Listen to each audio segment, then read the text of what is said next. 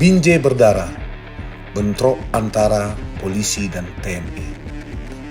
Pada tahun 2002, pernah terjadi perang besar antar dua institusi pemerintahan, yakni polisi dan TNI. Konflik ini berawal dari penembakan dua anggota TNI yang tewas ditembak polisi. Dari kejadian itu, ratusan TNI tidak terima dan menyerang markas polisi secara diam-diam.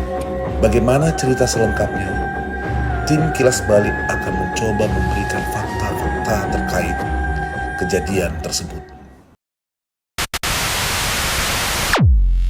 Pada tanggal 30 September 2002, terjadi peristiwa seperti perang sungguhan dalam kota, di mana bentrok tersebut melibatkan unit batalion infanteri lintas udara dengan Korps Brimob Sumatera Utara yang sama-sama bermarkas di Binjai. Penyebab bentrokan itu terjadi di mana polisi menangkap seorang pemuda yang membawa narkoba.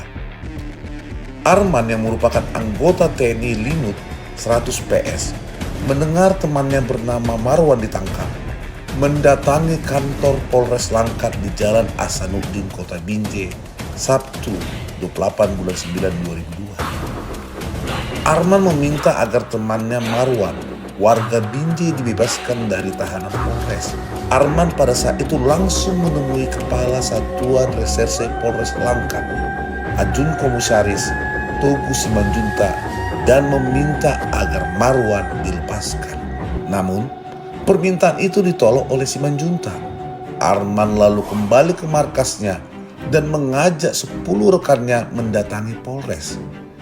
Ia menghasut temannya dengan menyebut seorang anggota Linut ditahan di Polres.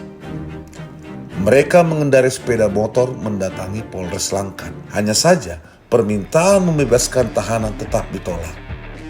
Setelah itu terjadi adu mulut dan suasana tegang. Seorang anggota Linut 100 mengeluarkan sangkur dan menyerang Simanjuntak, sehingga membuat salah satu telinga Simanjuntak putus. Melihat kejadian itu, beberapa anggota polisi membalas dan melepaskan tembakan, di mana 2 anggota Linut 100 terkena tembakan, sedangkan 8 lainnya melarikan diri. Peristiwa itu pun berbuntut panjang. Pasukan bersenjata Linut yang tidak terima menyerang Polres Langkat dan markas Brimob Kompi Polda Sumut yang berada di Jalan Soekarno-Hatta, Binjai. Markas ini pun nyaris rata dengan tanah karena terjadi penyerangan dan aksi pembakaran. Aksi perang ini pun begitu mencekam karena terjadi peristiwa tembak-menembak semalaman. Bahkan sejak pukul 23 WIB, suara letusan senjata dan dentuman granat memecah kesunyian malam.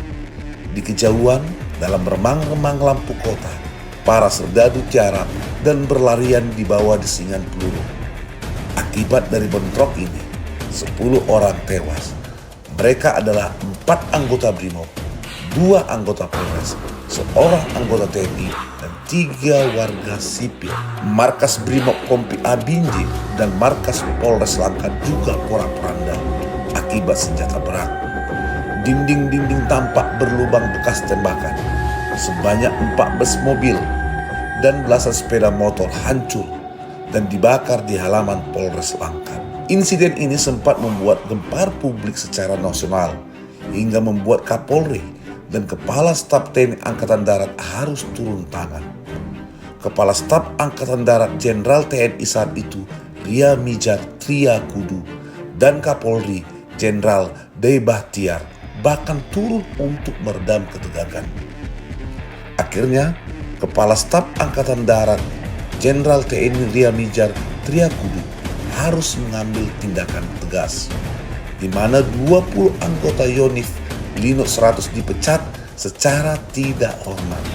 Bahkan komandan batalion juga dicopot, serta markas batalion dikosongkan selama setahun ke depan. Akibat dari insiden ini juga, Batalion Infanteri Lintas Udara 100 atau prajurit setia disingkat Yonif Linut 100 PS dibekukan selama 5 bulan.